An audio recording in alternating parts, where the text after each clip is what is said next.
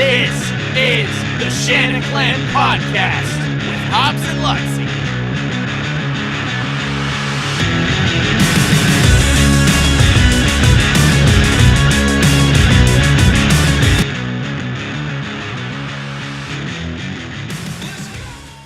Welcome to episode 14 of the Shanaclan Podcast. I am your host, Lugtsy. I'm just kidding. It's Hobbs. And I am with Lugtsy here. If you tuned in last episode, you'd know why I made that joke. And if you didn't tune in last episode, then I probably just sounded like a blithering idiot for no reason.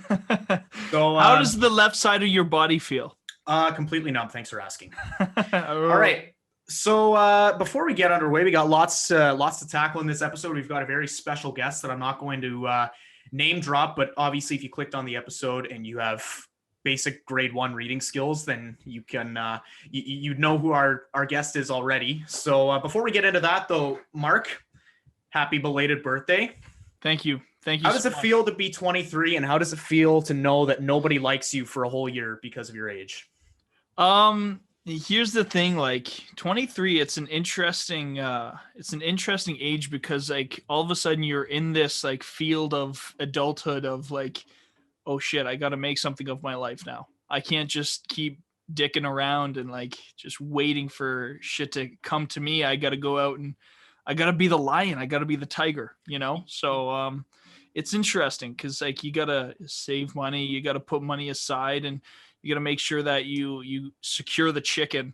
But then no one liking you for a whole year is fine by me because we're in a pandemic. So I got nothing to lose there. There you go. Yeah. I mean, no one likes you to begin with either. So I'm joking. I'm just joking, Mark.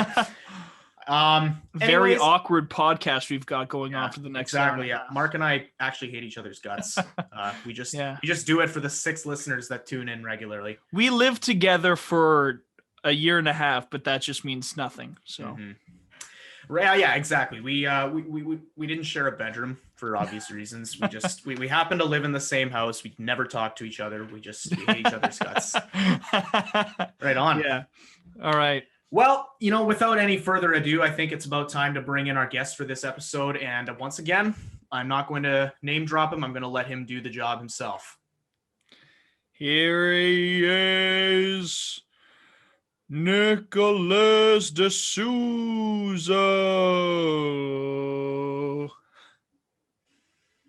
All right. Just waiting for him to connect to the audio. Sorry, do you guys hear me? Yeah, absolutely. We can hear you. There we go. Cool. Thanks for having me on, guys. I'm excited. Yeah, absolutely. So I guess, without further ado, we'll make our formal introduction here. Joining us for the 14th episode of the Shanaclan Podcast, we have the Leafs Nation contributor and co-host of the Everything Leafs podcast, Nick DeSouza. How's it going, buddy? I'm doing good. I think anytime you can be on a Leafs podcast when they're first place in the North Division and 7-2-1, I think you got to be pretty excited. Exactly, and I hope we've got tons of fiery takes, tons of spicy hot takes fired up and ready to drop into our platform of 6 listeners. Yeah, no, I hope so. I definitely got to live up to the hype here and make those 6 happy. I think you're gonna have more than 6 though. maybe a little more than 6. Yeah, I'm usually one of the 6, so. Awesome. Well, fuck, that means a lot to hear, man.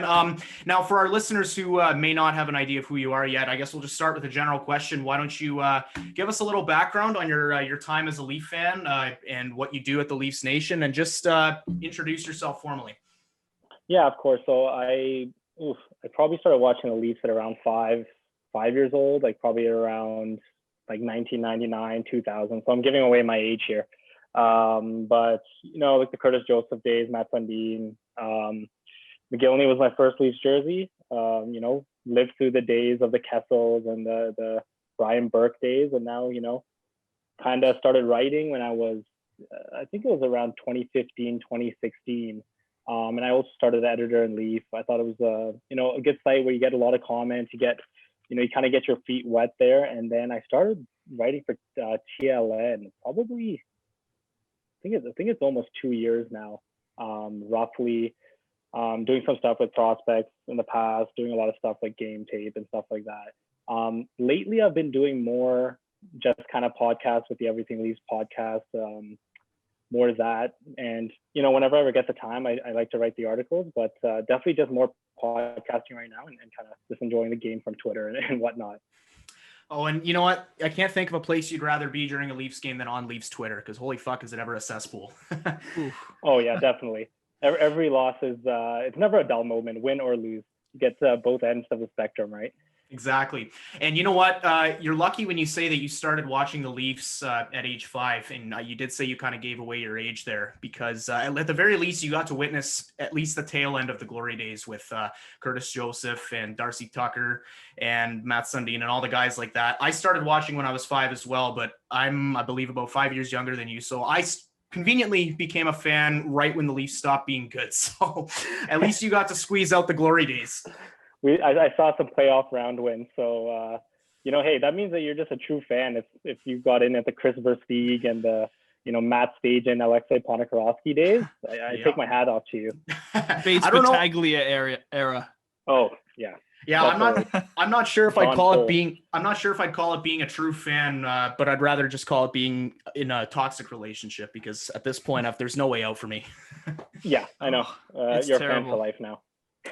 All right, so I guess we'll start peppering some Leafs questions at you here. So to kick things off, how about we just get some general thoughts on the Leafs' past 3 games? First of all, was that Jake Muzzin little puck flip at Matthew Tkachuk not the greatest troll job we have ever seen in Leafs Nation in the recent memory? Oh, I thought it was awesome. I think when it comes to that, the last couple of years, I think a lot of fans and the media and around the league have really questioned this team in terms of what their identity is. And we've seen them push the limit in terms of physicality. And I mean, they've played the Boston Bruins twice in the last 3-4 years. So, they've kind of been pushed to the limit, and we never really knew what their identity was when faced those types of situations. So I thought that this year, Tkachuk obviously had that incident with the game before now I'm blanking here, but Jack Campbell. Yeah, yep. Sorry. He's been injured for only 2 games, and I'm already forgetting about him. But so with Jack Campbell, and I think a lot of people expected like Simmons to fight him or the Leafs to respond in some way. And I thought it was such a cool thing that the game plan was, let's get the 2 points, let's take 4 points out of 4 in their building. And then at the end of the game, Muzzin said, we didn't forget about that. They still held their ground, but they got the points, which is at the end of the day, that's the most important thing. And I think we all saw Tkachuk's reaction to it. They hit him where it hurts. Mm-hmm. Well, that's just it, right? I mean, I will admit that I was fully on the train of I wanted to see Wayne Simmons come out and just rock his world. But in the end, you saw Tkachuk's reaction at the end of that game. I think he was saltier, not just because of the puck flip, but also because they lost 2 points in that game. And that's ultimately the best way to go about getting revenge, right? Because, they could have very well sent Simmons after him and, maybe could have risked getting a suspension or something like that. But in the end, the Leafs got the win. And I think that's all that really matters to fans. And you're right. We did hit Tkachuk where it hurts, for sure. Yeah, exactly. It was really nice and refreshing, really, for them to not just fight him at the beginning of the game and then, maybe they get off their game plan like in past years, or like you said, the suspension. And we've seen that in the past where, they kind of, with Boston, when they were pushing Toronto to the limit, we saw Kadri kind of go out of his way to really take a shot at DeBrusk. And I mean, that ended up costing the Leafs kind of 2 series in a row. So I thought it was really nice to see this Calgary second game there, the way they handle it. And I think my favorite part about that whole incident was when they panned to Tkachuk throwing his little temper tantrum on the bench, and just how he spent a good 5 seconds trying so hard to slam that bench door, and poor Mark Giordano was just standing there waiting to go in, and he finally succeeds in slamming the door, and then Giordano just opens it right back up and follows him in. I know. I thought it was funny when he kept walking in and he tried to toss the water bottle. Yeah. And they just kind of stayed along the glass. Yeah, I thought that was amazing. Hey, he got the bottle of hand sanitizer though, so I mean, I guess that's one positive for him to take away from it. Yeah, definitely. All right. So I guess moving on, another general question. So you kind of touched on this at the start of that, but what would you say you think of the Leafs play over the first 10 games, albeit a small sample size? And how would you compare it to their play under Sheldon Keefe in the bubble and towards the end of last season before it was postponed? Well, I think when we look retrospectively at these last 10 games, you can say, okay, they got 15 points out of 10 games. They played 10 games in 18 days. They didn't even have a real training camp. They didn't have a real preseason. They've had a number of, new faces coming in. They've had Keefe as his first start to the season. And you can say that's all completely positive there. I mean, they're first place in the North Division. Like I said, 15 points out of 10 games. So when you look at it that way, you can say, I don't really care how they played and, what their expected goals are and how they played at 5-on-5 or whatever. They got the points, they're in the bank, and that's great. I think when you look at it prospectively, though, and you really start to look at, is this level of play that Toronto is having right now, is that sustainable? And I think right now they're a pretty average team, like maybe a little below average team in terms of just how they're playing at 5-on-5. I think, and I'm sure that we're going to continue talking about this, as we look at the actual players, but as a whole, I think they're just a different team than they were last year. After Keefe took over, they looked a lot better defensively, but when you look at their player personnel, it's not the same as what they have this year. And I think they're just much more confident. They're much more comfortable defending leads this year than they were last year. And, you look at the addition of TJ Brody, for example, and just in the past 10 games, we've seen a ton of Brody Riley, obviously, but we've also seen Keefe kind of change the lines up, especially when they're up up in games, late in games. We've seen Brody on the left side next to Zach Bogosian. We've seen Muzz and Bogosian together. We've obviously seen the Muzz and Hall pairing, which I'm sure I'm going to get to in a little bit because that's just been my favorite pairing since it first got together. But, the point is that right now, Keefe has got so many different options when the Leafs are defending leads. And I think we're really seeing that, of the kind of real results because of that. So I think just player personnel, they're much more comfortable defending leads now than they were last year.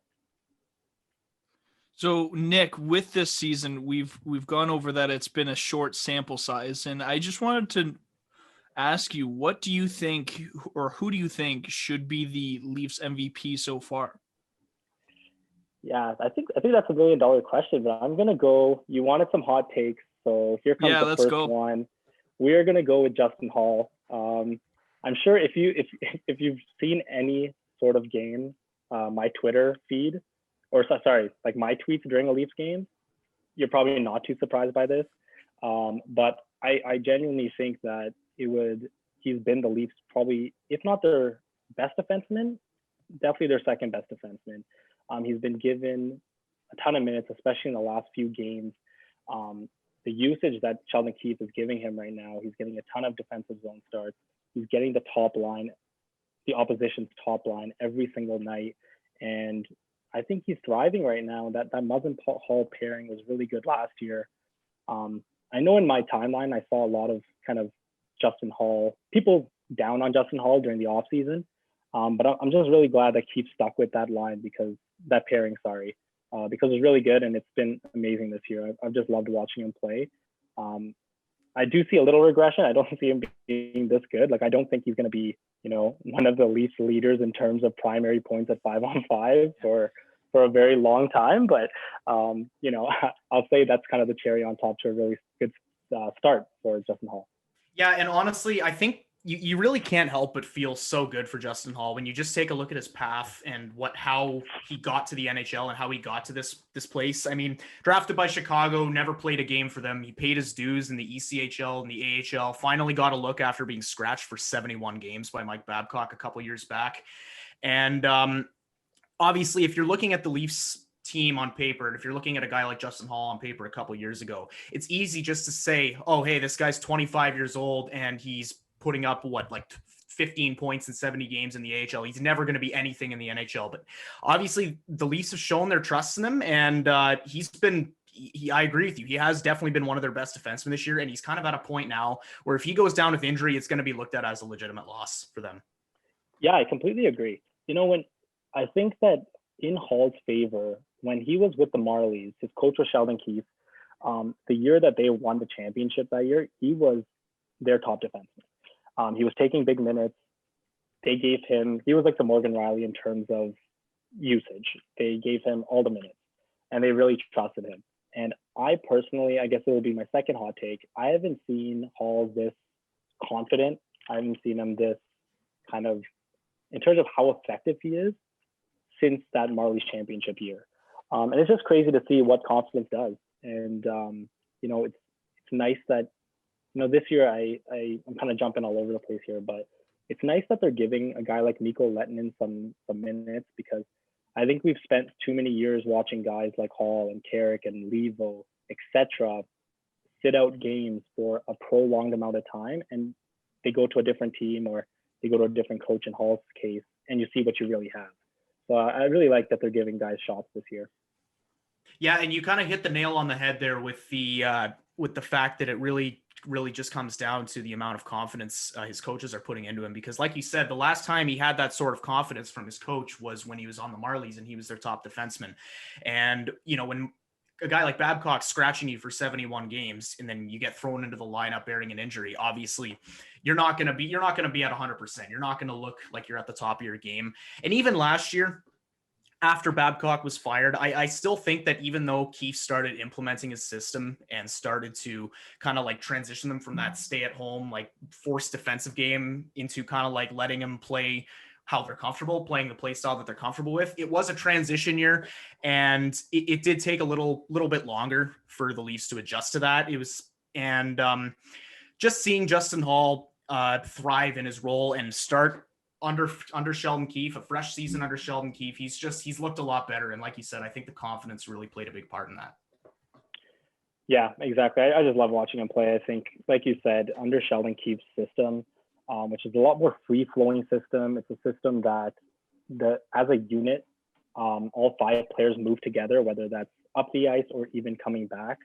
I felt like Mike Babcock's system, especially in the last 2 years, was very disjointed. You had two forwards up in the offensive zone, and then one in the neutral zone, and the defenders were all the way back due to the stretch passes and whatnot. Whereas the Leafs have a lot more short passes.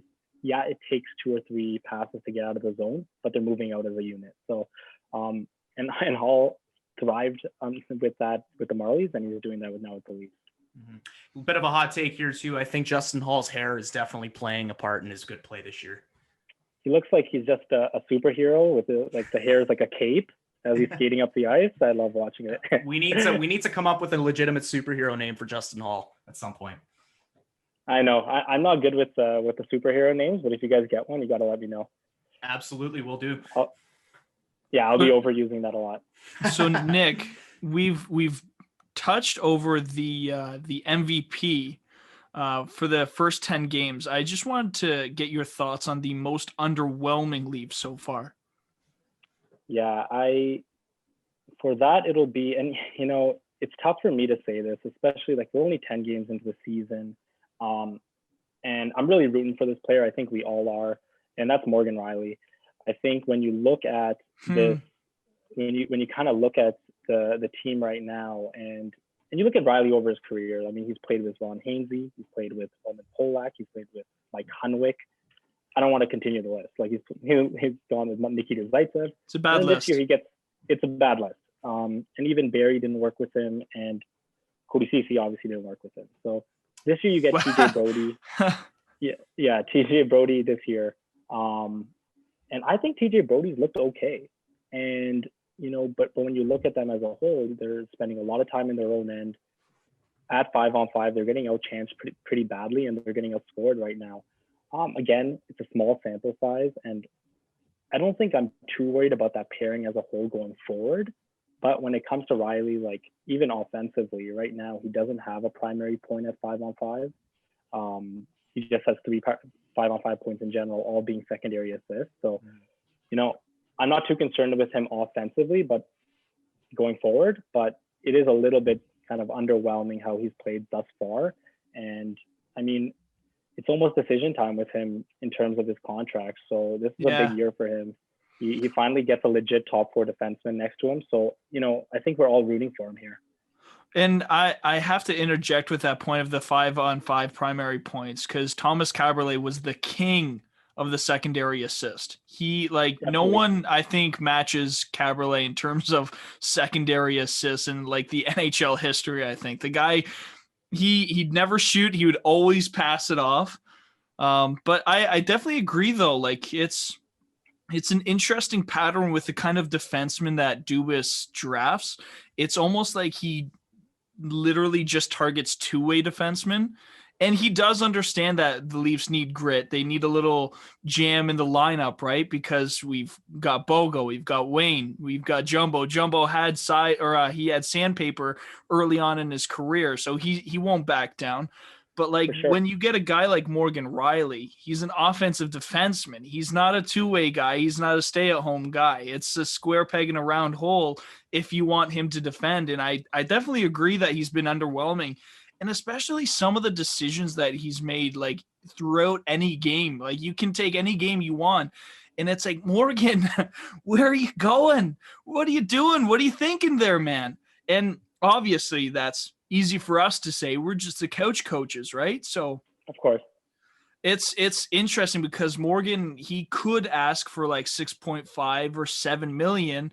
And to some people, it's like, yeah, he's worth that. Give him 5 years, give him 6, give him 7, whatever. He's been here since like 2015, and he's just been getting slugged through the terrible partners of defensemen, right? So yeah, it's weird. It's a bit of a give and take with him in terms of, do you want to keep him or do you want to trade him, or, do you let him go to free agency? And that's a big loss. You don't just replace 24 minutes a night just out of thin air as well. Like Sandin is good. He could do it eventually, just not now, Oh, I completely agree. I think that's where the Leafs are right now because, yeah, he's playing a lot. Like, in all situations, he's penalty killing a little bit. Obviously, he's on that first power play, which to me is kind of the biggest replacement. Like if Rielly gets injured, all of a sudden you're maybe looking at Mikko Lehtonen if he gets to play.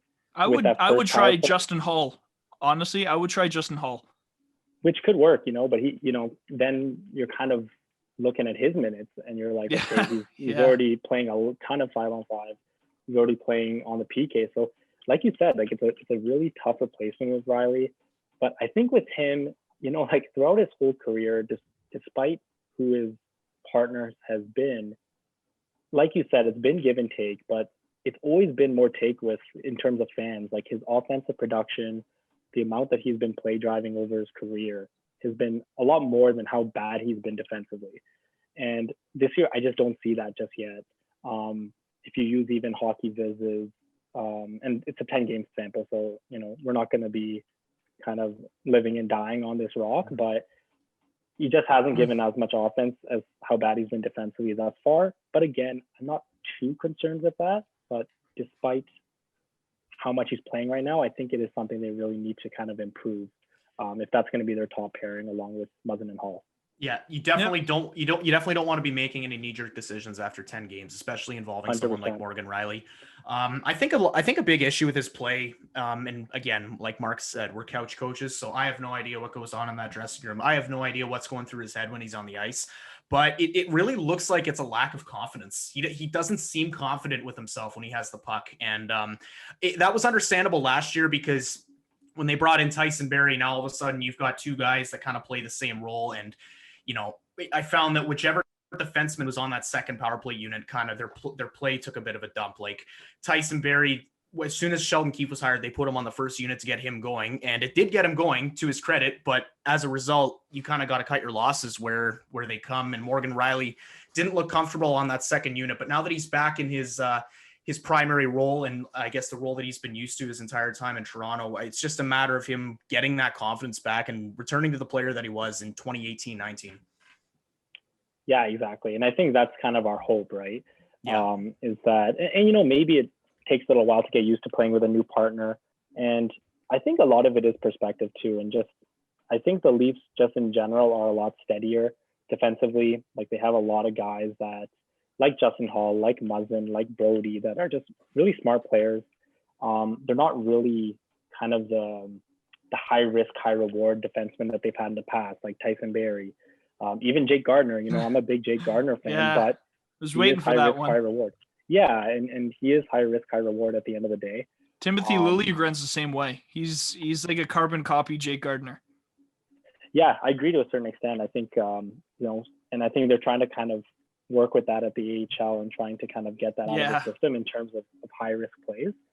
But I think now they just have a lot of like Mark, I think you touched upon it, just a lot kind of steadier guys, like and smarter guys, where a guy like Riley, who is a little bit more boom or bust, he sticks out a little bit more. So obviously we just expect the metrics to get a little bit better, and we hope it's just a small sample size right now. Well, and that's the thing is, like, it's clear that management has analytics that we just don't see, because Dubas is out there in the press last year about Cody Ceci saying he doesn't understand the referendum towards Cody Ceci. And it's like, well, the eye test shows that Cody Ceci himself is not great. Right. And it was weird because like Cody Ceci gets injured, and then all of a sudden the Leafs struggle even more, in which we thought, well, it's going to be an addition by subtraction, right? Well, it's the minutes, it's the shot blocking, it's kind of the physicality, in which unfortunately Ceci was just kind of a big for nothing, right? And with someone like Morgan Riley, I wonder if management wishes that they could have gone back on his development and just made him a little more defensively reliable, because we look at Victor Hedman, we look at Roman Josi, he's a little protected defensively. Victor Hedman is too, but they have physicality. They understand like what it takes to be productive for their team, to help their team. Morgan Riley helps us, no question. But then you look at a guy like John Carlson, he was developed as a shutdown defenseman, and now he's winning Norris trophies. Yeah, I think definitely. I mean, when Riley first got drafted, he was pretty much, as soon as he came up, he was right in the NHL. He was getting, top minutes under Babcock's team. So, sorry, it wasn't Babcock, but that was way before. He was pretty much thrown right into the fire as kind of one of their important defensemen.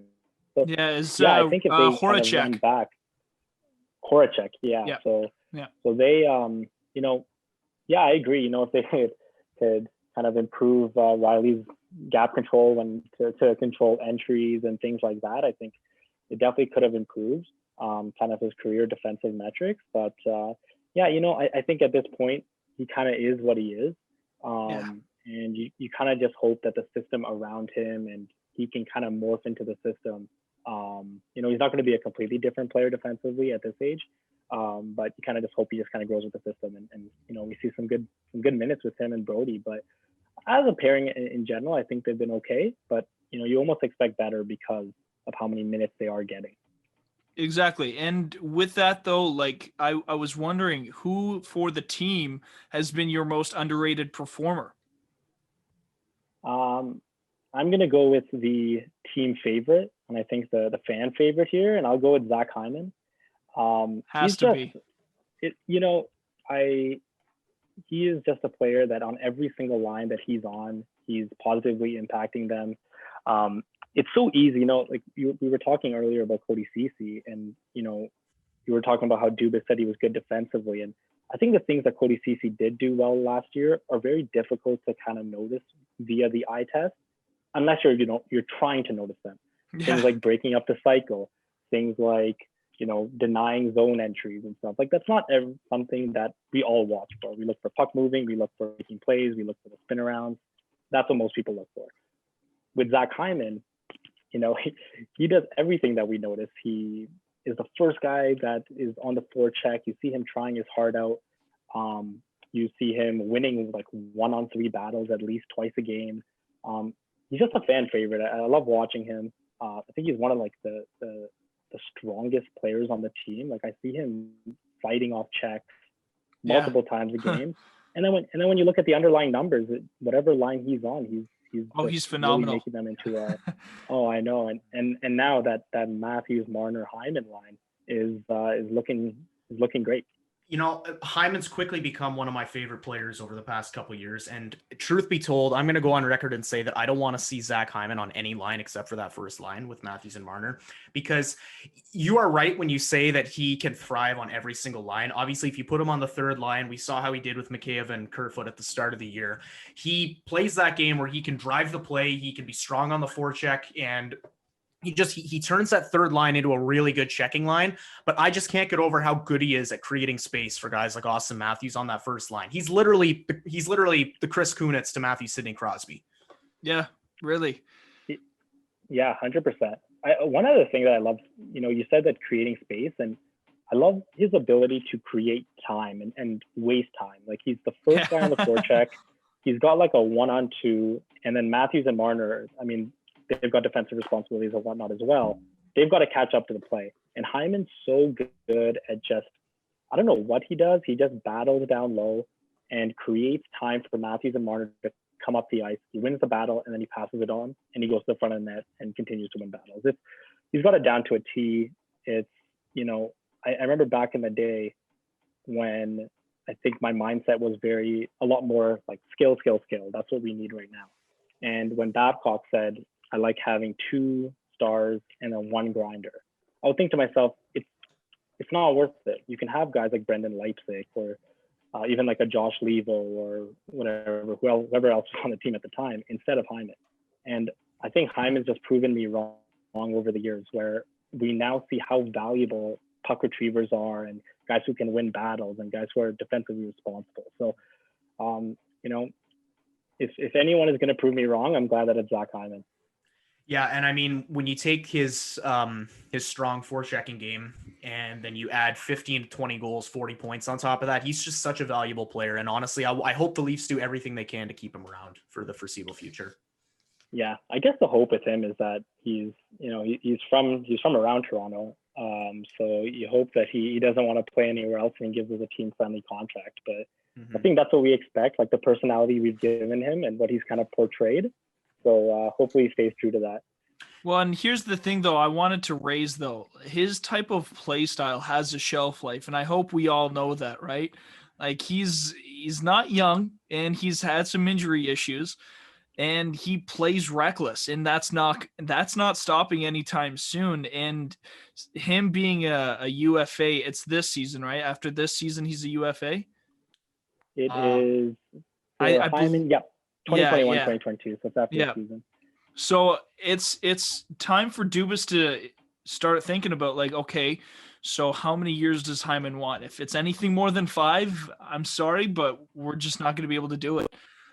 That's my honest opinion, because if he wants more than 5, and if he's stuck on that, well then, sorry, I'm not giving you anything more.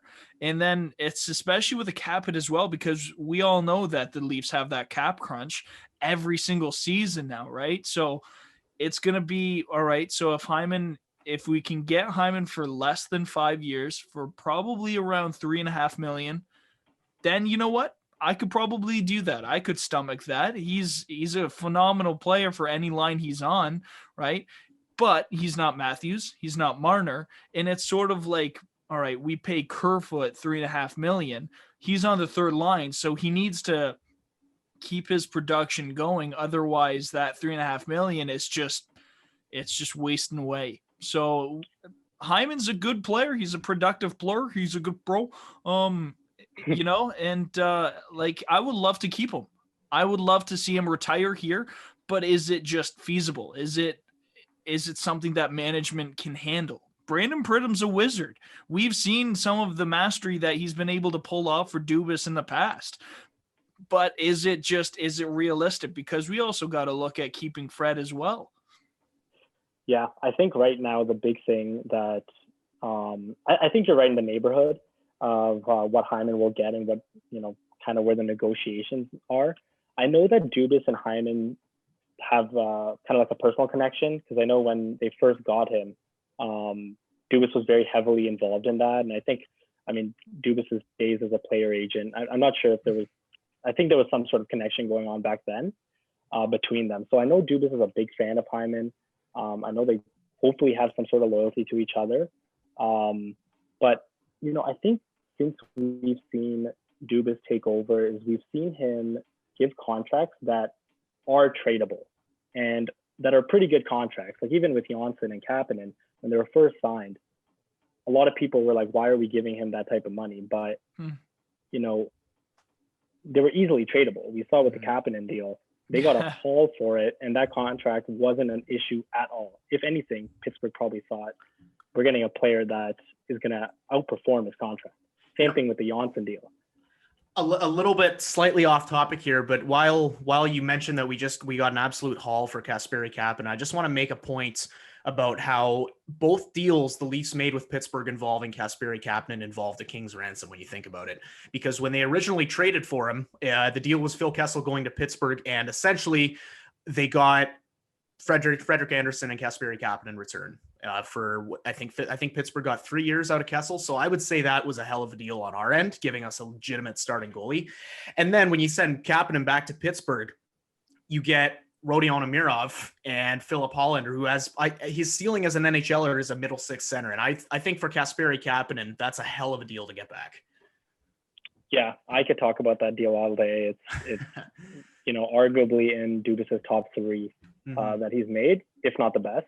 That deal is amazing. But even when I look at the rest of the contracts on the Leafs right now, like I don't see any particular contract that I would say, we're going to have to retain on this, or we're going to have to give up picks for another team to take this on, which hasn't always been the case. We've seen that with Zaitsev and with other, like Patrick Marleau, obviously. So, that's kind of my kind of 2 cents about Hyman is I'm not too concerned about the Hyman contract. I guess it would more be the Anderson and the Morgan Riley coming up. But with Hyman, for whatever reason, I think the fact that he's a hometown guy, that he has that relationship with Dubas, kind of keeps me optimistic. Yeah, I think every team tends to have that freebie where you've got a character guy you're looking to re-sign, and they do the team a solid and they take less money. And I could definitely see Hyman being that guy for the Leafs. Yeah, I hope so. I hope we hope so, right? Absolutely. So we touched on Mikko Lehtonen a couple times. So I wanted to get your opinion on what you think about what you've seen from him so far. And if you're Sheldon Keefe, do you keep rotating him in and out with Travis Dermott like we've been doing, or like not we've been doing, but like he's been doing over the past 10 games? Or do you eventually just pick one and go? Yeah, with Lehtonen, I actually watched a ton of his play over in the KHL when the Leafs first signed him. I thought he looked confident. I thought he looked like a great skater. He could move the puck. He can quarterback a power play. So when he came over here, I was expecting him to be a decent to good third line, like a third pairing guy. Mm-hmm. In terms of his confidence and in terms of the way he's puck carrying, even passing the puck, like I haven't seen the same player that I have in the KHL. He doesn't look as confident. It just doesn't look like he's really used to it. Now, in saying that, his numbers with Bogosian haven't been very good this past 10 games, and he's only played 4 of them. Like we're talking about under 20 minutes of 5-on-5 hockey. So yeah. Dermott Bogosian's look really good. So I think if the playoffs started tomorrow, the answer is easy. You're going with Dermott Bogosian, and you're not asking questions after that. Now, we're only at game 10. There's, 50-something games this year. So I think that Keefe should continue to rotate him in because, if there's injuries, you don't want him to be sitting for 20 plus games and all of a sudden he has to play in game 40 where games are a little bit more important. So right now, I think the Leafs need to still be in experimentation mode and really see what they have in Mikko Lehtonen because obviously a ton of teams wanted him. Maybe he can go back to the KHL if he's not playing and things like that. But I mean, they've seen a ton of him and I think a lot of us have kind of seen how he can play. And you got to give him a chance to see if he can get there because they might have something in him.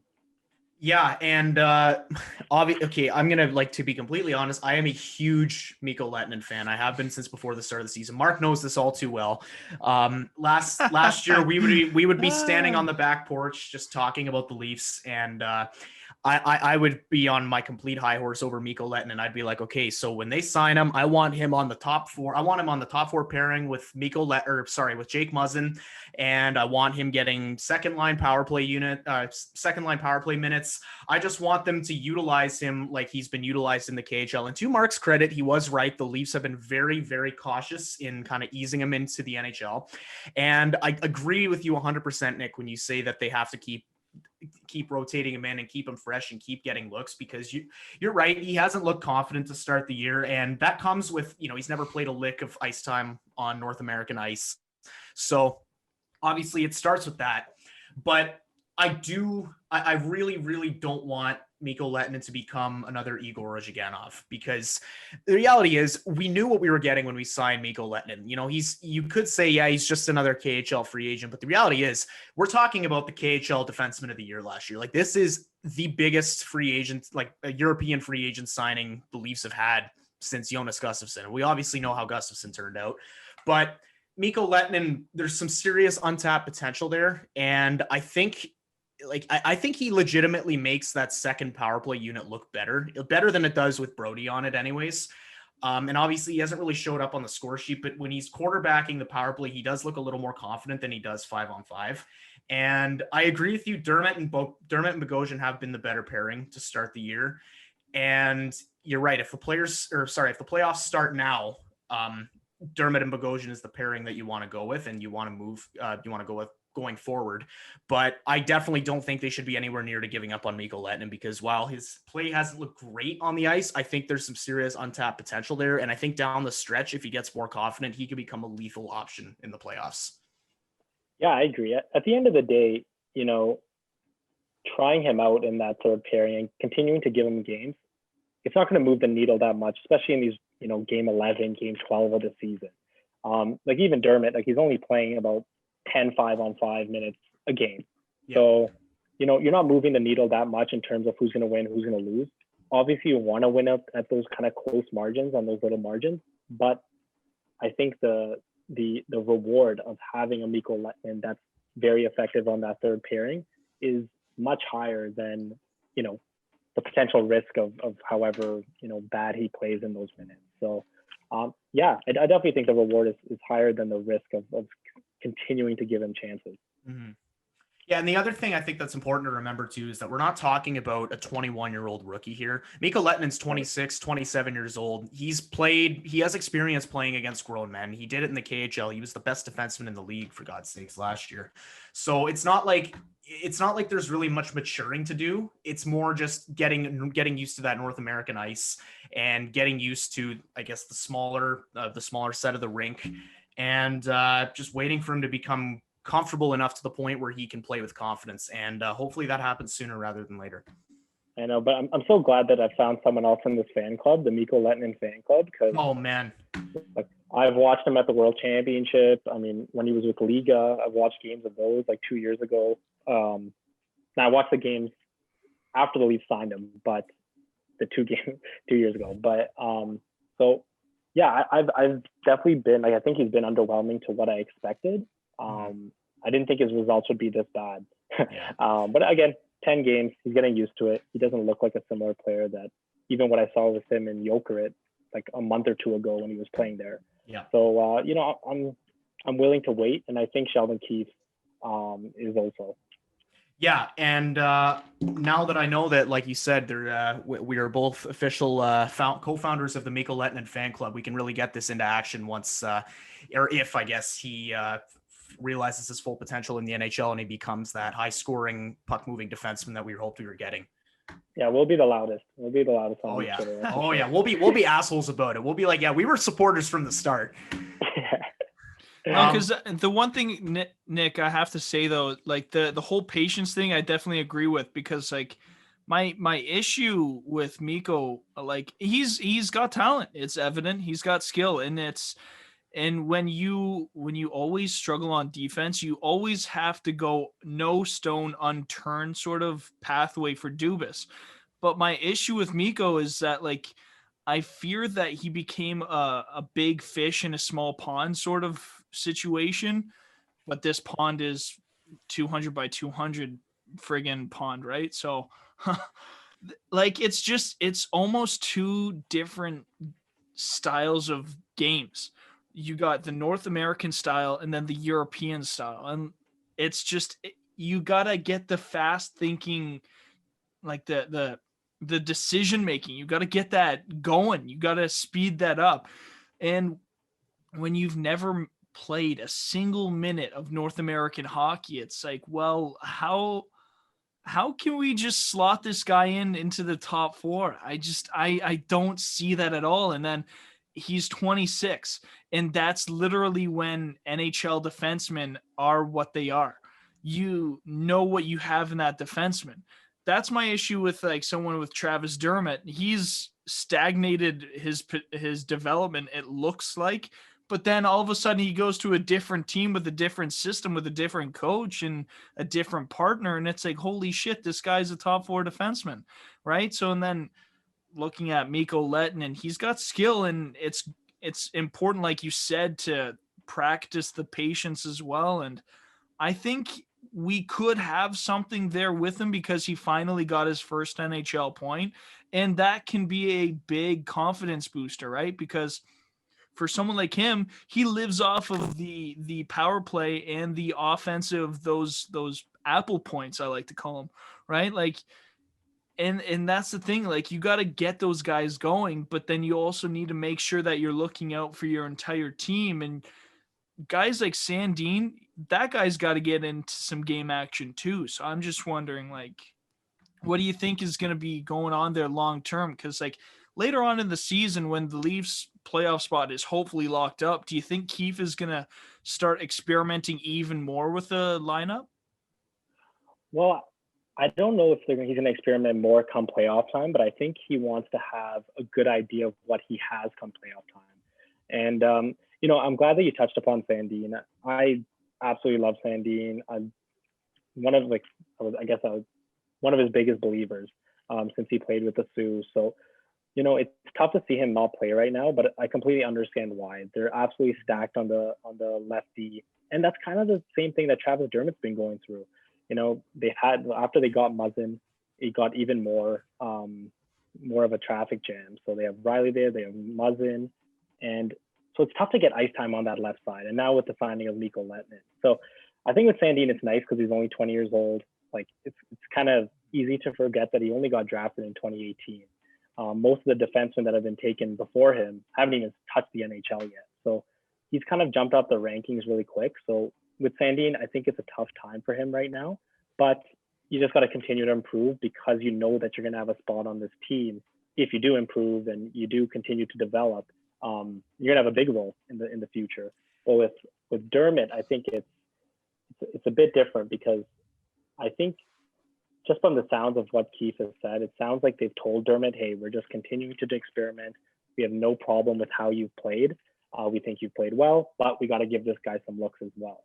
So I think if there's open communication, I mean, it should be okay. And it's a weird season. And, if there was a preseason and there was a real training camp, then I think that we'd see even less rotation potentially, because obviously we'd have a much better look of what Lehtonen is. And, when you do put him in a game, you're not just playing him, 8 minutes at 5-on-5.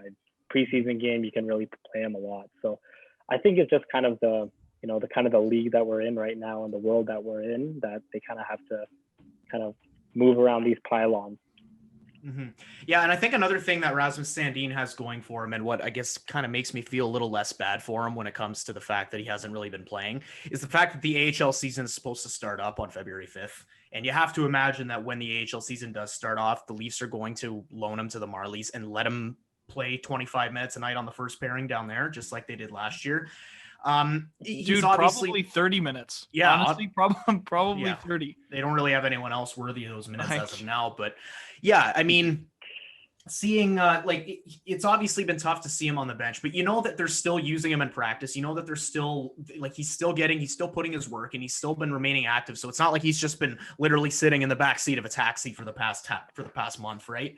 So I think once the AHL season gets underway, the Rasmus Sandin will have a little more of an opportunity to get into some more games where he's comfortable, where he doesn't have the pressure of being in the NHL. And then maybe who knows? By the end of the year, if he impresses enough, he could be called up and get a couple looks in the NHL. But I think the AHL season starting this week or next week.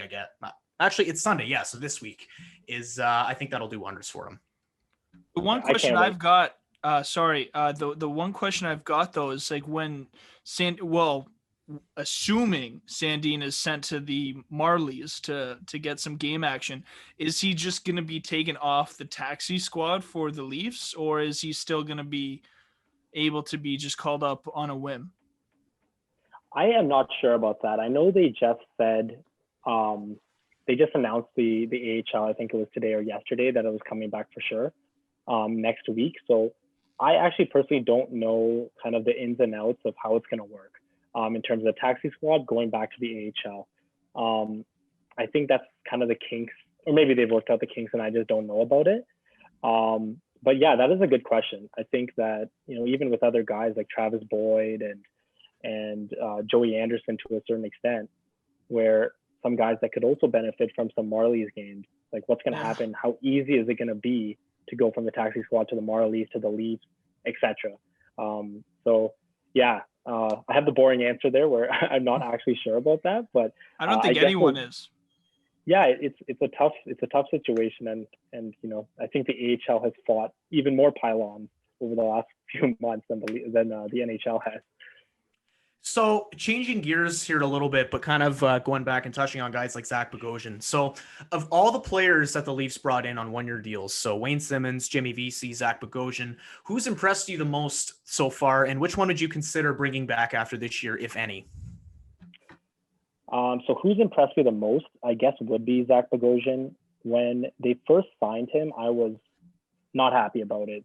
I said, we've got a large enough sample of Zach Bogosian at the NHL to know that he's not very effective. He doesn't add too much offensively. He's kind of a hit or miss defensively each year, depending on what team he's on. I thought he was pretty good in the bubble. With Tampa, I really liked the way they used him. So I said to myself, if the Leafs have him as a seventh defenseman and kind of bring him in as a penalty kill specialist, play him when they play 7D, and kind of give him big defensive zone starts and kind of manage his minutes, I'll be okay with that. Keith's has played him a lot more than I expected, but in similar minutes that I wanted. So he's played all 10 games, but the minutes that he has played have been very kind of in line with what I wanted. He's playing a ton on the penalty kill. They're really managing his zone starts, like giving him defensive zone starts against third or fourth line. And most importantly, they're playing him a lot when they're winning rather than when they're trailing. Now, in saying that, they haven't been trailing very much this year, and they've been winning a lot. So we've seen Bogosian next to Dermott when they're winning. We've seen a Brody Bogosian line, and we've even seen Muzzin a little bit with Bogosian. So I think he's been pretty good. He hasn't really been trying anything out of his means. He's been keeping the passes short. He's been keeping it simple. He's been breaking up cycles well. So I guess he would be the one who's impressed me the most. But I guess that is also a product of just not being impressed with the other one-year deals thus far. You know what? I think the thing about Bogosian too is that he's one of those guys where if you don't notice him on the ice, he's probably doing his job, right? Right. The Leafs didn't sign him to be the third overall pick version of Zach Bogosian. They signed him to be the seventh defenseman Tampa Bay's version of Zach Bogosian, and I think he's fit into that role really well. And the little things like completely shoving Matt Tkachuk off of Jack Campbell's back, that was that warmed my heart a little bit. I'm not gonna lie. I know no one expected him to come in here and be like a Tim Gleason level of physicalness on the back end, but I think physicality is what I meant. But yeah, either that left side going numb, buddy. Yeah, I can't speak right now. I might be stroking out. But either way, yeah, I think Bogosian, the role that he's been put in, like you said, Nick, and the fact that they're really managing his time in his zone start so that he doesn't end up in situations where he could get burned, like say in offensive zone start when you've got McDavid lining up against you and he's all of a sudden being relied on to skate back and kind of, keep up with him. We've seen that McDavid. Yeah, that happened last week. It was a tough one. That happened. Yeah. So I think they're doing their best to limit things like that. And so far it's worked out. And I think his style of play could really complement them come playoffs.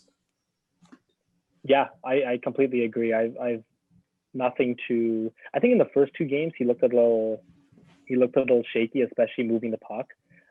He had a few kind of times where he wasn't moving his feet, and it caused some problems for the Leafs because he was just trying to look for someone to pass to. Since then, he's just. I think they've really shortened the passes. They made it easy for him, and I have nothing but good things to say about him in the last couple of games because of his usage. Yeah, he's kind of chilled on his penalties too. I remember in the first game he took a couple of stupid penalties, and I think Leaf fans were like we were talking about Leafs Twitter earlier. You fuck up once, and then all of a sudden you've got about 10,000 knives at your throat. So I think Bogosian's kind of pitchforks. Yeah, he's kind of relaxed on taking bad penalties, and I think Leafs Twitter and Leafs Nation has kind of gotten to a point where they can accept that he is what he is and not expect too much more from him. Yeah, exactly. Going to the other free agents, I know I said that I haven't really been impressed with a lot of them, and like Jimmy Vesey for me, I think they've given him a really, really good opportunity playing with John Tavares and Nylander when he was there.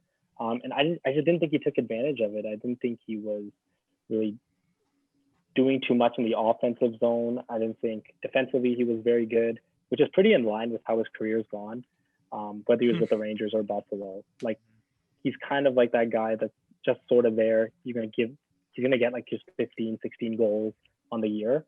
But I just don't think he's been very effective there. Wayne Simmons, I think, he's been pretty good. I think that I like when I see him driving the net, and obviously on the power play, he's extremely effective. He's been one of the best power play producers over the last like 5-6 years. So, I mean, that's really where he is. He's a power play specialist.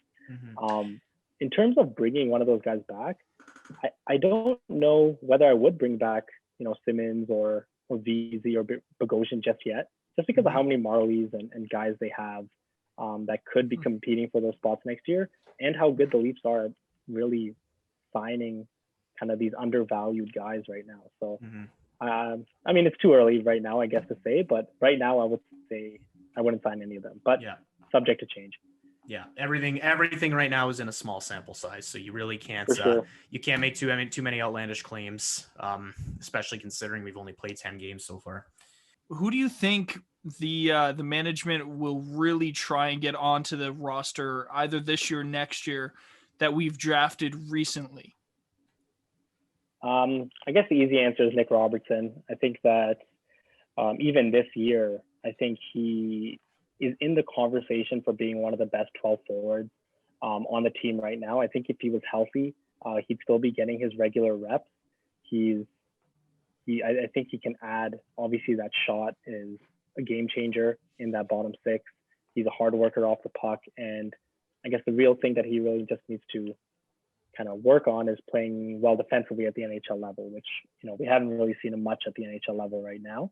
But I don't think the other kind of bottom 6 options have really impressed me enough to say Robertson's for sure not going to play with the Leafs this year. So I guess he'd be the easy answer. Other than that, I guess it would just be Timothy Liljegren for next year. I think that he's definitely going to get a full season with the Marlies this year, and then maybe next year he's going to compete for a spot. But I think there are some kinks in his game that he still needs to work on. 2 years ago, he really worked on his game defensively. He became a really good neutral zone defender. And then last year, he really became kind of shored up his offensive skills. And he kind of proved to everyone that was watching the Marlies that, this is the player that they drafted, the kind of that offensive dynamo, but he still played well defensively. So when it comes to Liljegren, I think it's getting kind of tougher and tougher to see him as a top 4 defenseman at the NHL level.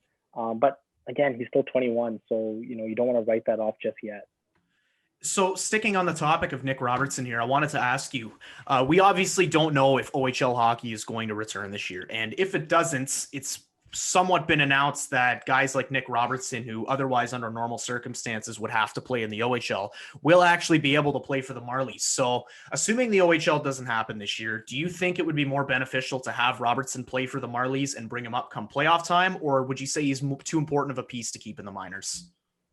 I think it's too important of a piece right now. And the other options, like I said, haven't impressed enough to say that, okay, we're comfortable keeping Robertson with the Marlies. I think right now, I mean, the Leafs are in win mode. They got to win this year. They've obviously spent a lot of money on some good players. They've brought in guys like Thornton and Simmons and Bogosian to really help this team this year. Yeah. So they got to make sure that the best lineup is out there come playoff time. And I think Robertson is definitely in that conversation. If not, I don't want to say he's a shoo-in for the lineup just yet, but I think he's definitely in the conversation. Yeah, and I think you hit the nail on the head when you said that they're in win now mode this year. You know, they didn't go and sign Joe Thornton to get eliminated in the first round. And I guess you could say that the only drawback, I guess, to having Nick Robertson in the lineup all year would be that you would burn a year of his entry-level deal. But does that really matter if the Leafs are in a position where, for the first time since I've been watching hockey, at least, they actually have a good defensive team? And the first time they won't have to worry about playing Boston or Tampa Bay in the first round. Right. Would it be worth it to burn that year of his entry level contract if it gives them a legitimate chance of making noise in the playoffs this year for the first time? Yeah, I think so. You know, right now they're in the business of winning, not in the business of trying to stay under the cap. Yeah. You know, you got to have your best lineup on, you know, come playoff time at game one. And you know, I'm really rooting for Robertson. I think that he's just exactly like, if they could kind of put him in a time machine and bring out the final product of what Nick Robertson is, that's exactly what this team needs now, is kind of another top six winger who can win battles, who can play that gritty style of hockey and still score goals and be an offensive dynamo. So it's the same thing as Rodi Otamirov. I know I've said that on the Everything Leafs podcast a couple episodes ago. Like, this team right now needs another top six forward or a guy that would elevate a third line or drive a third line.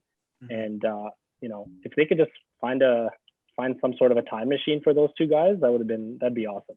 Yeah, and I think what we're expecting to see from Nick Robertson, or what I am, at least based on what I've seen from his style of game, is he sort of strikes me as kind of like a Brendan Gallagher with more offense, but less of kind of like a grit, like kind of rat aspect to his game.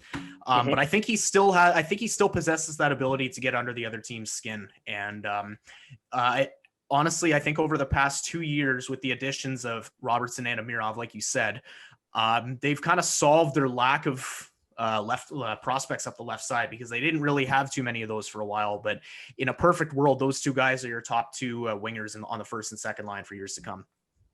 Yeah, definitely. I think they, like you said, they're wing prospects, especially after a lot of them graduated, like guys like Johnson, guys like Kapanen, obviously the big four, like Nylander, Marner graduated.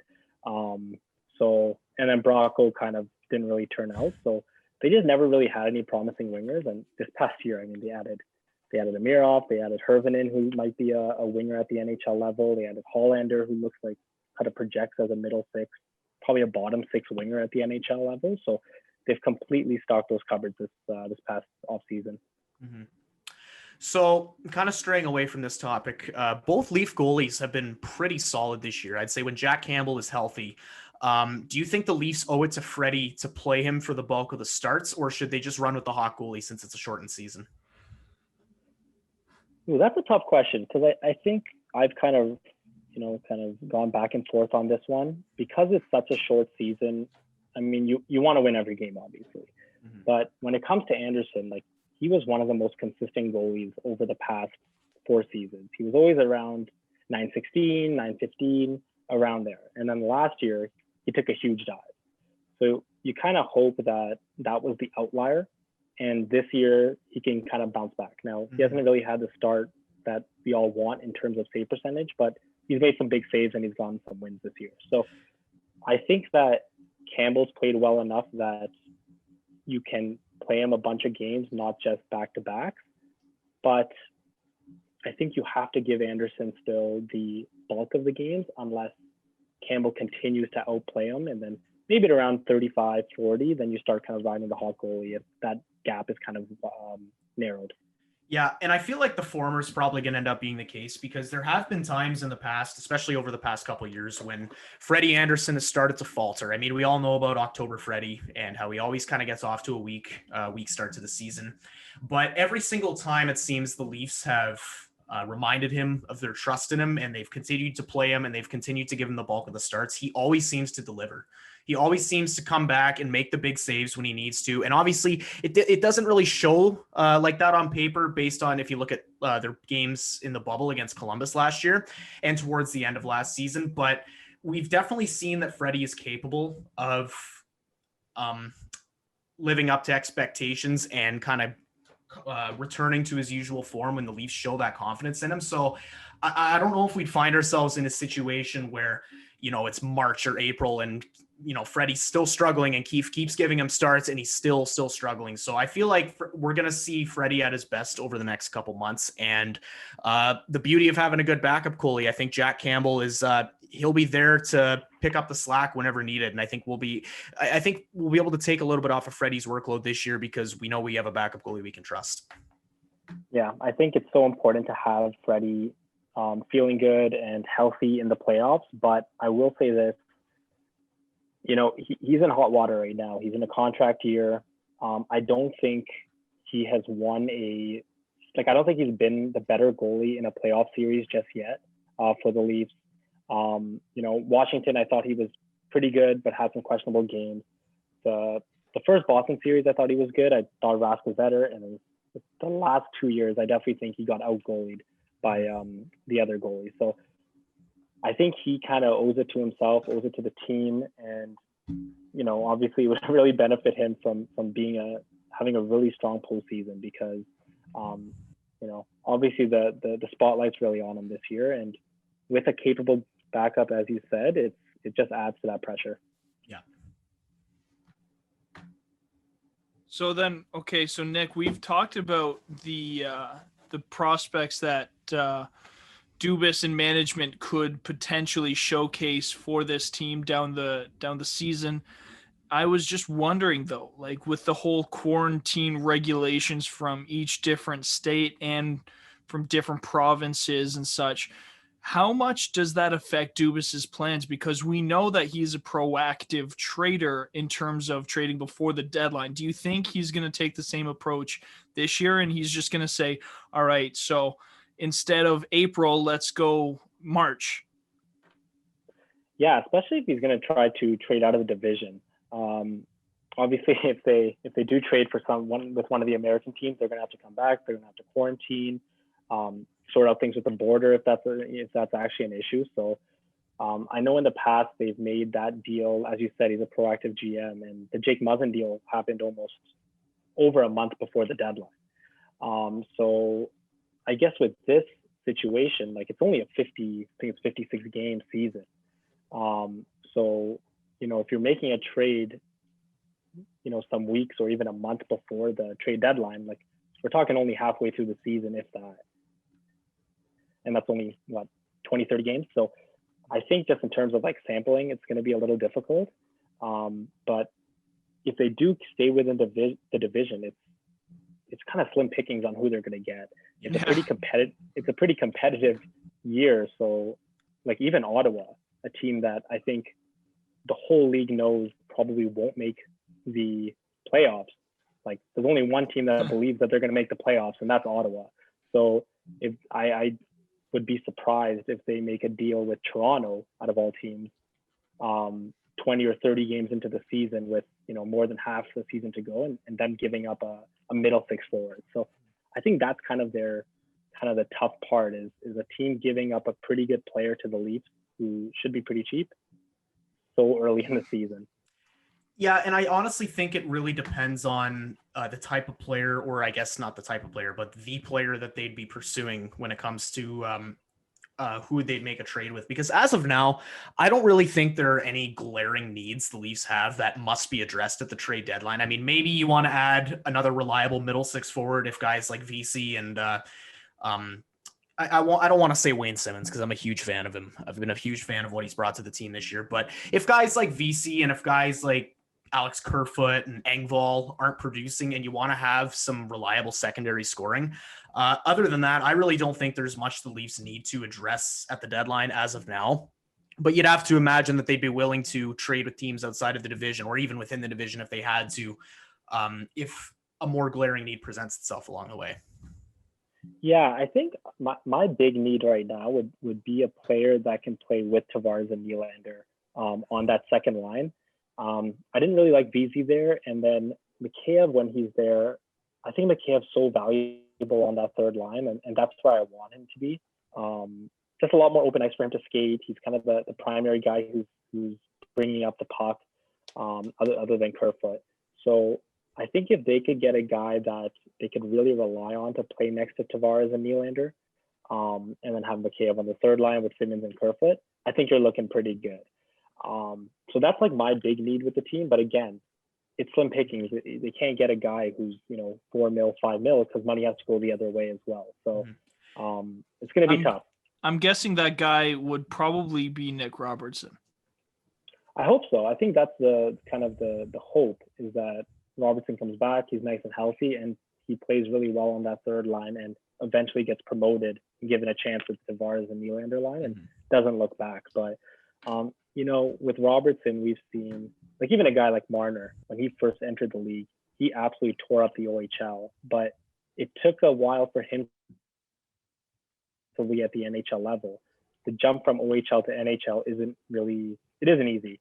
So I kind of expect Robertson to go through that as well, kind of find himself defensively. So whether Keefe is kind of willing to give Robertson big minutes in his first full season in the NHL with Tavares and Nylander, especially come playoff time, I think that's the big question there. Well, honestly, I think Nick Robertson is he'd be their best option in the I won't say in the system because he's on the team, but kind of their best internal option to slide in and thrive on that role. John Tavares and Ilya Mikheyev, not Mikheyev, Nylander. But again, you don't want like you said, the whole thing about Marner and how it took a little longer for him to get accustomed to the defensive play in the NHL. You don't want to rush him into that role, but I do think for sure, like you said, putting Nick Robertson on that third line and kind of easing him into it, I think come playoff time, if he gets consistent minutes on that third line, I think eventually he could really stand out next to John Tavares on the second line. Yeah, I think it's a match made in heaven when, like I said, like if you had the finished product of Robertson, he'd be perfect for that Nylander Tavares line. Like I would love to watch that. Yeah, Tavares is great with his kind of net front greasy goals. I've always said that Tavares is probably the quietest, both literally and figuratively, the quietest superstar in the NHL, because you never see him making the flashy plays like, Matthews doing his spinorama and saucing it across the ice to Marner. You never see him doing anything flashy like that, but then you blink and he's got 30 goals or 40 goals and 50 assists. So I think with Tavares playing that kind of gritty net front presence game, and then you've got Nylander's passing ability and Robertson's wicked wrist shot. I love his wrist shot. I think that could eventually become a very dangerous line. Yeah. Oh man, that shot is, something else. He just tormented the OHL. I feel bad for them. Yeah, no kidding. Well, Nick, we really, really appreciate you coming on to the pod and chatting about the Leafs with us. We won't take too much more of your time. I guess before we let you go, just maybe drop your Twitter handle and let the fans know, let the 6 listeners know where we can find you on social media. Yeah, first off, thanks, Mark and Alex, for having me. I think I really enjoyed myself today. And like I said, like anytime you can be on a Leafs podcast when they're first place in a division, you gotta take it. So I had a ton of fun today. But yeah, you can find my work at Nick DeSouza _ on Twitter. Also, I'm writing at the Leafs Nation, and I also co-host the Everything Leafs podcast, which can be found on Spotify, SoundCloud, iTunes, and wherever else podcasts hopefully can be found. So. But yeah, guys, thanks a lot for this. I really appreciate it. Right. Well, absolutely. Thanks for joining us today. It was a pleasure, and we'll definitely look to have you on another time for sure. Thanks for coming on, man. All right. Take it easy. Guys. Have a good night. Take care. Thanks. You too. Thanks. That was Nick DeSouza, and that was a hell of a conversation. Man, what a beauty. I love that guy. He's a genuine person. And then he's got some good takes as well. Like he's got great analysis. And then like when I did have Twitter, rest in peace. When you had Twitter. Yeah. I had Twitter. He was a great follow. He had a lot of good content. Yeah. So he's kind of got a way to his Twitter game where he generally says what every Leaf fan is thinking, I've noticed. Well, like but he just puts it in a way that's like, I like that. Yeah, I like exactly. that a lot. Even if you disagree with his take, you're like, okay, well, I can respect that way of thinking, right? Yeah. Okay, so moving on, we've pretty much tackled everything Leaf related that we've had to over the past hour and a bit. So we're going to move on to a couple of NHL headlines before we wrap things up here. And the first one, and easily the most glaring topic we've got to talk about, is one of the most polarizing figures in the NHL. Tony DeAngelo was placed on waivers today after a supposed altercation following last night's Rangers game. And honestly, I've got a lot to say on this topic. So if you don't mind, Mark, I'm gonna get us going here. Get the pulpit going. Okay. So here's the thing. If you don't live under a rock, you know what Tony DeAngelo is about. You know what his political views are, and you know what his general thoughts on life are, and you know that he's got a bit of a history. And here's the thing. Tony DeAngelo has been one of the biggest advocates on Twitter for quote unquote free speech. But I think what a lot of people who push this narrative forget is that free speech does not mean free speech without consequence. He's publicly voiced his support for public figures whose agendas are full of racism, homophobia, xenophobia, and he literally has a fucking teammate who was taunted on a live stream by trolls with racist comments. You know, I'm kind of being subtle here. For those who don't know, K-Andre Miller, black defenseman for the Rangers, they brought him onto a live stream before the season started and did a little Q&A with him because he's a first-round pick from a couple years ago. You'd think fans would like to get to know one of their future top four defensemen a little better. And they had to shut the stream down because a couple of racist trolls hopped in and started hitting him with some absolutely disgusting slurs. I'm not going to say them on the air, obviously, but so it obviously doesn't look good when Tony DeAngelo voices his support for people who may turn a blind eye to stuff like this. And I'm sorry, but he absolutely did this to himself. And like I said, I'm going to stop being so subtle with this. The whole pro-Trump tweeting thing and everything, you know, go ahead and support him. You can go ahead and support Donald Trump and voice that support if you want. But if it gets to the point where you're making blatantly false claims that have been literally flagged as false information by the platform that you're tweeting on, like the election being rigged or COVID being a hoax, I'm sorry, man, but you are not allowed to bitch and moan about free speech when there are obvious consequences that come with it. Sorry, I picked a bad time to finish my rant there. It's like, uh-oh. No, I honestly, I agree. And yeah, it's the cause and effect. Actions have consequences. And that's the whole thing of like team chemistry is huge. And you get players from all walks of life. Mm-hmm. You get all sorts of political spectrums just marinating in this locker room of sweat and anger and testosterone. And everyone is trying to win the Stanley Cup. But then you get different flavors of players and you get different personalities, and it's on the coach and the general manager to mix and match, but it's also the player's duty to be a good fucking human. Exactly. And before we continue with this, I guess we should clear up what exactly went down. Yeah. So I like I said, if you're listening to this podcast and you still don't know, that's going to be incredibly surprising to me because you'd have to be living under a rock to not have heard about what went on. But what we know is that following last night, or I guess depending on when this is released, following Saturday night's game, Rangers game, against Buffalo, I guess there was a miscommunication between Tony DeAngelo and Alexander Georgiev. And the two of them got into it after the game. That much has been confirmed. What hasn't been confirmed, but what's been wildly speculated, is that Chris Kreider punched DeAngelo in the face.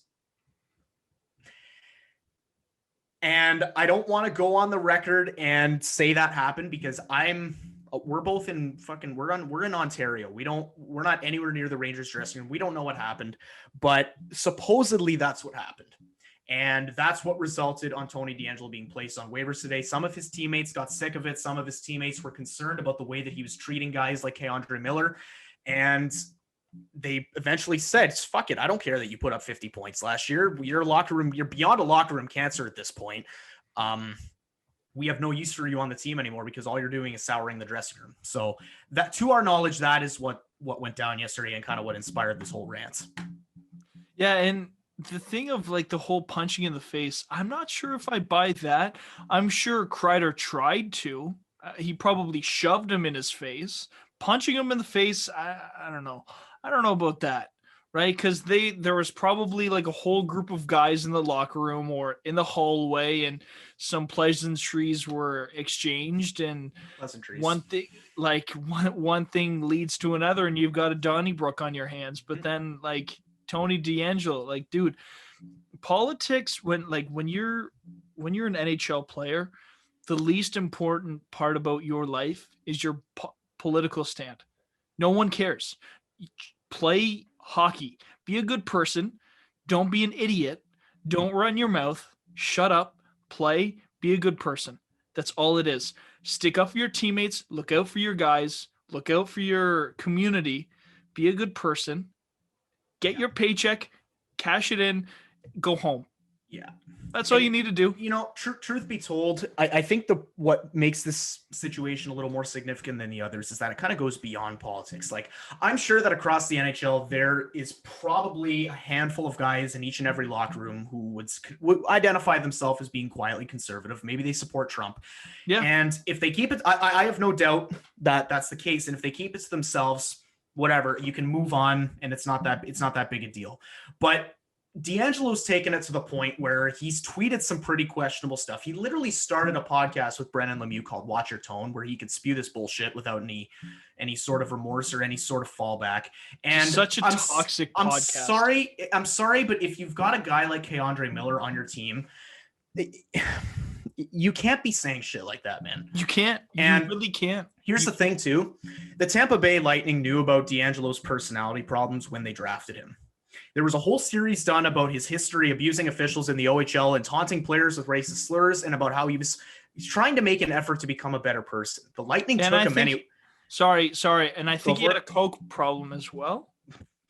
I didn't know about that, but it wouldn't surprise me. Okay. Anyway, sorry. No, it's all good. Now, knowing this, the Lightning took him anyways. They used their first-round pick on him, and he obviously hasn't fucking learned anything, seeing that he's been traded twice and put on waivers once before he even turns 26. And keep in mind, he hasn't been traded twice and put on waivers once because he's a bust. He's been traded twice and put on waivers once because this aura of what he's like as a person and how he handles himself around his teammates and handles himself on social media is trailing behind him, and teams can't lose it.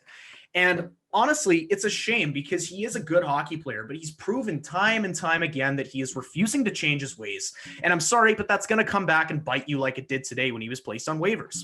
And even if you forget about his political views, he seems like an absolutely garbage teammate. We've heard about locker room cancers before, but how often do you hear about these cancers literally getting punched in the face for their actions?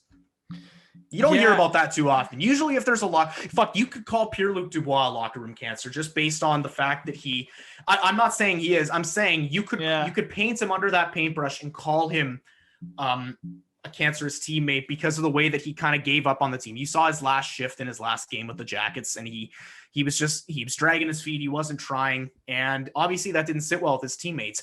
You don't see Pierre-Luc Dubois getting punched in the face, as much as I'm sure Tortorella wanted to punch him in the face. You don't see that happening. So the fact that if this story's true, the fact that actually happened really sheds light on what he's like as a person. So, and it shows you how toxic hockey culture can be. Yeah, like 100%. There's so much room to grow. There's so much room to improve and grow. Like, hockey is not for everyone. It's not. Like, it isn't, and that's the sad truth. I mean, we touched on it a couple months ago with the whole Mitchell Miller situation. When the Arizona Coyotes drafted him, and they knew about his history. They knew about the fact that he went to court for mentally and physically abusing a disabled black classmate of his, and they kind of swept it under the rug and tried to ignore it. And shit like that, and shit with the whole Tony DeAngelo situation, the longer teams keep picking up guys like this, the more it shows that there's still lots of room to grow. Oh man, like, and I'm sure Mitchell Miller's not the only one that's done that too. No, and that's the shitty part. Mm-hmm. So the final thing I've got to say on this topic is, honestly, Tony, I'm sorry, man, but you made your bed. If you'd rather stick to your shitty ways, you can go ahead and forget about being an NHL player and spend your days entertaining your fans on fucking Parler. Because I can't imagine any team will take a flyer on him and give him yet another chance when he's just got so much baggage that comes with him. He's going to thrive in the KHL.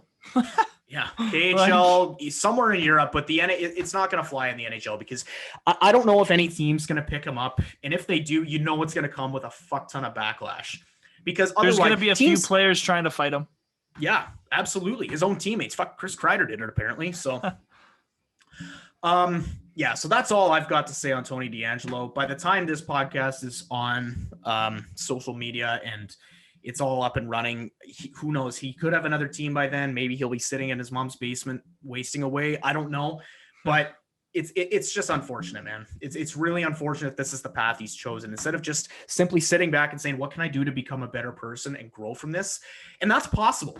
I mean, you saw Robin Lehner a couple years ago in Buffalo. He was a proud Trump supporter. I think he had something related to Donald Trump on his mask. And he wasn't shy about it. Reporters asked him about it. I think it was around the time the election was happening in 2016.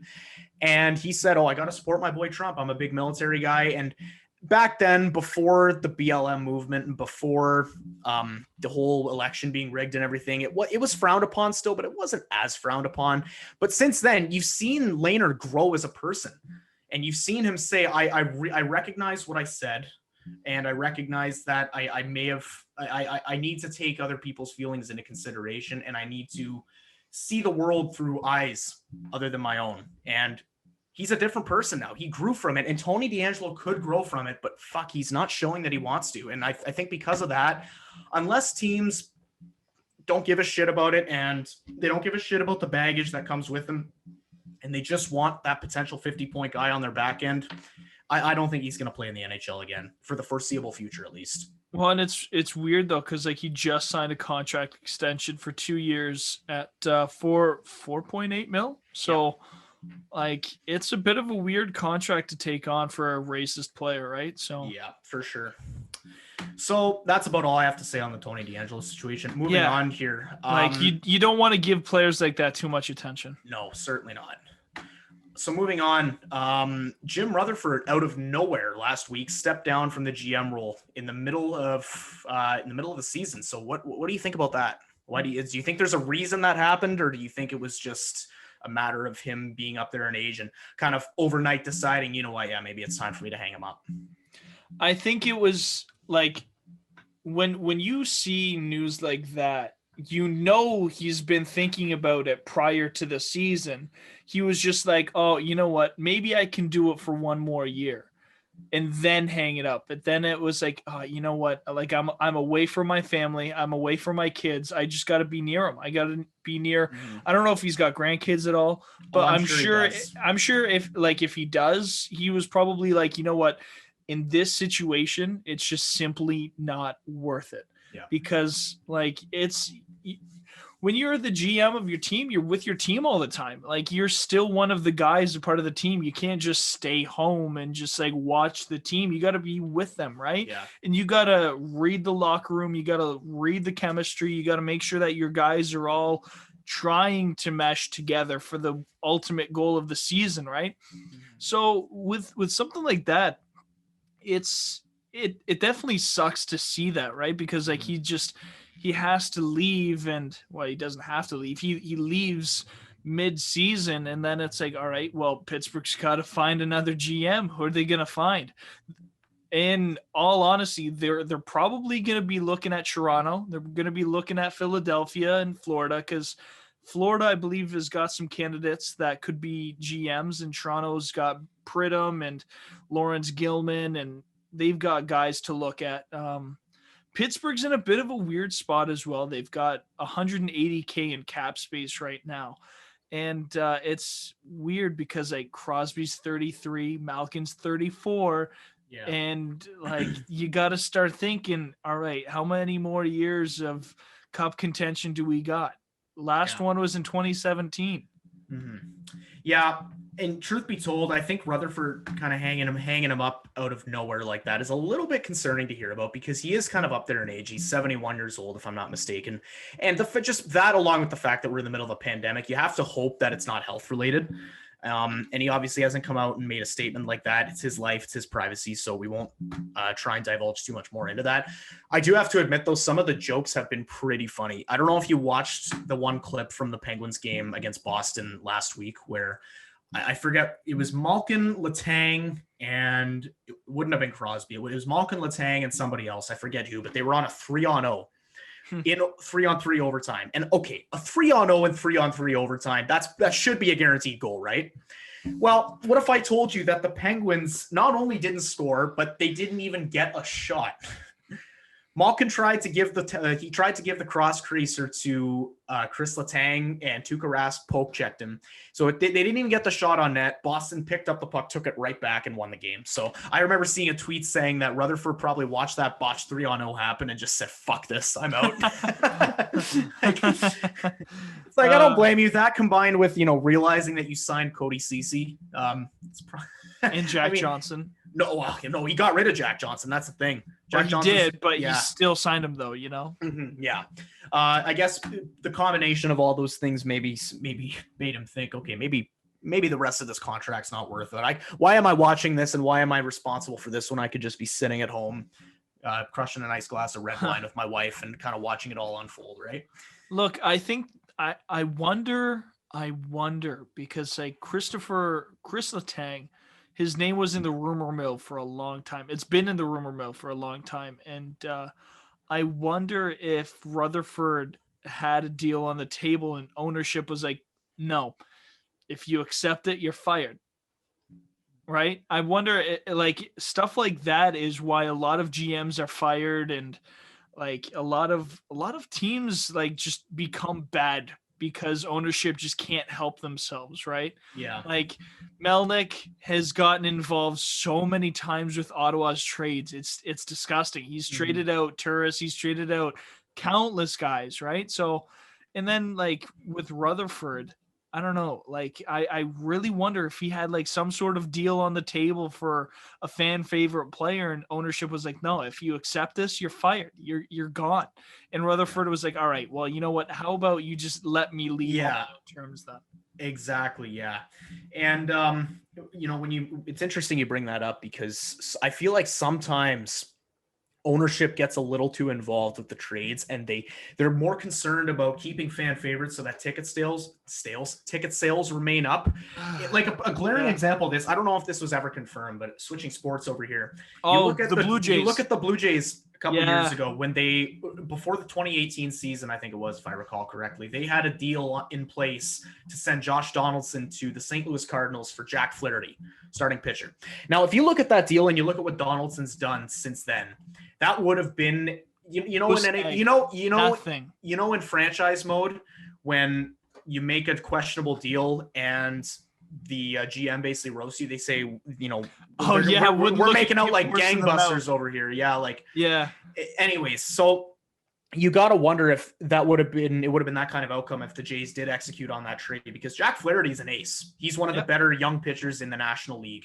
And what are the Blue Jays looking for right now? An ace. Pitching. Yeah, exactly. But my point, the reason that I kind of intertwine those 2 points is because the reason that deal didn't happen supposedly is because Rogers vetoed it. They said, no, fuck, I don't want you trading Donaldson, because how many fans bought Donaldson jerseys? If they see their favorite player's been traded, they're not going to want to come to games anymore. And to their credit, there are a selection of fans that would rather just keep fan favorites regardless of success. I'm talking about the Susans and the Janets and the Debras from rural small towns in Ontario. But yeah, so it is concerning how ownership does step into situations like that. Yeah, and it's interesting too, because like trades like that literally shape a franchise, right? Like any trade involving a roster player makes an impact, and it's stuff like that. Like Pittsburgh, like they're literally on the outside of the cup contenders at this point. Yeah, they're no longer looked at one of the top contenders. They're in the circle of the playoff contenders. You can always mark them down for playoff spots, right? You just can't really you know what? I'm not buying your hype for the cup. Yeah, like Crosby's good, Malkin's good, Letang is Letang. He's I think they'll keep contending for. Maybe not the cup, but they'll keep contending as a playoff team as long as they can keep pulling 30 goal scorers out of their asses. Well, and as long as they keep their core, yeah. Yeah. Because Brian Rust is a phenomenal player. Jake Gensel is a great player. And John Marino is a great player who they got out of thin air from Edmonton. Thanks. See you later, buddies. Right? But the fact of the matter is Crosby and Malkin are the heartbeat of the offense, and they're not getting younger. So you got to look at that situation. You got to think, all right, so how much time do we got left? Yeah. Like, so we're just about to wrap up here, but there is one more topic I wanted to touch on, and it's that Marco Rossi, supposedly, truth be told, I actually didn't even know that Rossi was with the Wild right now. I thought he was just kind of sitting at home, but I guess he was technically on their roster. And he tested positive for COVID a little while back, and he essentially went home to Austria to kind of be with his family while he recovers. And here's the part that I don't get is some people are actually upset about this because he was so-called traveling while recovering from COVID. And what I don't understand about that is that it's not like Rossi tested positive for COVID-19 and the Wild immediately threw him on a plane with a bunch of innocent civilians to send him home. Yeah. If I recall correctly, Rossi isn't even infected right now. But as we all know, COVID can have lasting effects. And I'm sure he would rather be home with his family instead of hanging out in a hotel room in Minnesota by himself until he feels completely better. We're talking about... Dude, imagine this, okay? You're a top 5 draft pick, and you get COVID, and then your lungs are permanently screwed. Mm-hmm. How do you explain that to your GM? Yeah, and that's the shitty part about drafting during a pandemic. And obviously, guys like Marco Rossi, it's a very, very, very slim chance that you would be affected to that extent because you're a young, healthy young adult, right? And I just don't understand why anyone was upset by that, because we're talking about a multi-million-dollar hockey team here. You know that they set him up on a private plane and they sent him home so that he can recover physically and mentally. And I don't think they would have done that if there was any threat to public health. Well, here's the thing, okay? Like, Toronto can do that. Montreal can do that. The original 6 can do that. But we don't know if the other NHL teams can do that, though. Okay, maybe they couldn't have. Maybe they didn't send him home, or maybe they didn't send him home on a fucking multi-million-dollar private jet with first-class accommodations. But, well, he's not riding in the economy seats. I guarantee that, right? I guarantee I guarantee you they sent him home in a situation where he wouldn't be a threat to public health. Yeah, and that's the thing. Like, we look at a lot of those rich teams, like Toronto's like the friggin' bank of the NHL. They can do whatever they want. They got friggin' iPads all over the bench for everyone. Like the Stick Boys got one, the Water Boys got one, right? Like, and stuff like that though. Like, I don't know. I hope that Minnesota was safe about that. I can't imagine why they wouldn't have been. Yeah, because you know how bad that would look on them if they actually did throw him on a plane, just a random plane going back to Austria, and sat him in the middle of a bunch of, like I said, innocent civilians. I don't think that was the case. This is obviously just speculation on my part, but yeah, I can't imagine they would have done that. I don't know. And especially in a time like this, like, and I also wonder, like, how many more NHL games are going to be canceled because of COVID, and what the NHL is going to do with those canceled games. Are they going to just prolong the season, or are they just going to say, like, all right, you've got a doubleheader today? Doubleheader? No. Doubleheaders are not feasible for NHL hockey. You can do a doubleheader in baseball. Man. You cannot do it in hockey. Like, I just punched your head in this afternoon. I got to do it again. All right. Yeah, exactly. Hello. All right. Well, we are more or less wrapped up here for episode 14 on the Shanaclan Podcast. Mark, any lasting thoughts before we wrap it up? I like how the Leafs look, and I hope that they can keep this going. I like what Dubas has done with the offseason moves, and I like that Keefe has options to play with for the team, and he's Mr. Adaptable, and it's going to be a good season, and it's going to be a fun season because, like, we've already played Calgary and Edmonton four times. Like, Edmonton 4 times, Calgary 2. But yeah. Oh yeah. Edmonton 4 times. Yeah. Edmonton 4 times, and I'm already sick and tired of Connor McDavid. 5 more games to go. Could you imagine what Justin Hall and Jake Muzzin are thinking? Shit, I've got to play this guy 6 more times. Not an issue. 5 more times. Not an issue for Justin Hall, but yeah, he's generally pretty good at containing McDavid. But yeah, I'm sure they're not looking forward to having to face him 5 more times this year. Potentially more, depending on if they clean up their act. That could be a potential playoff matchup. You never know. But we played Vancouver this week, I think 3 times. Twice. Oh, actually, it might be 3 times. Actually, I think it's 3 because we play on Wednesday. We play on Friday, and then do we play Monday or Sunday? It's Thursday and then Saturday. Oh, Thursday. And then, Thursday. Yeah, Thursday, Saturday, and then I think I can't remember when the next game would be, but I think it is 3 times. It's Monday. Right. Okay, yeah, it's Thursday, Saturday, Monday. You know what? This would be a lot easier if we just pulled up the schedule and confirmed it instead of bouncing this off each other. Maybe a little bit easier. Nah, it's okay. All right. I am going wait. Okay. I'm just gonna say this right on air. Yes, it is the Canucks 3 times in a row. We were right. Thursday, Saturday, Monday. All at home. So for anyone still watching, we love you. We appreciate you. And thank you for watching and listening. And like we say every single time, if you made it to the end of the episode, give us a shout out and we will plug you. We'll shout you out. We'll do a shout out for a shout out. Follow for follow, like for like. Exactly. All right. Take it easy, Leafs Nation. This is the Shanaclan Podcast with Hobbs and Lugtsy.